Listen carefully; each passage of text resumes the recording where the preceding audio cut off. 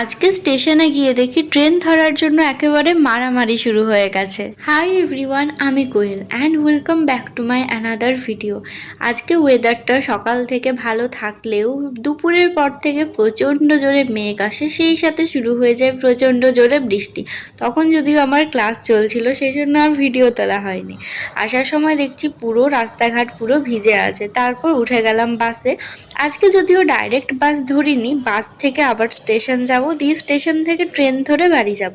যেদিন হাতে একটু সময় থাকে আমি কিন্তু ট্রেন ধরার জন্য স্টেশনেই চলে আসি। এসে দেখি ট্রেন ধরার জন্য পুরো মারপিট শুরু হয়ে গেছে লেডিসে। বিশেষ করে লেডিস কামরাতে প্রচুর ঝামেলা হয়, সেজন্য আমি সবসময় ফাঁকা ট্রেন দেখেই ওঠার চেষ্টা করি। যে ট্রেনটা ফাঁকা থাকে সেটা টাইম ছিল 4:30। অনেকক্ষণ স্টেশনে ঘোরাঘুরি করে খেয়েছিলাম 1 কাপ ঠান্ডা ঠান্ডা লস্যি। তারপর আমার সেই ফেভারিট তুলনামূলক ফাঁকা ট্রেনটা চলে আসে। এরপর নেমে যাই বাড়িতে। নামার সময় দেখি এখানেও রাস্তাঘাট ভিজে আছে, মানে এখানেও প্রচুর মনে হয় বৃষ্টি হয়েছে। তারপর হাঁটতে হাঁটতে চলে গেলাম বাড়ি। আজকের ব্লগটা এতটাই, খুবই ছোট্ট করে শেয়ার করলাম।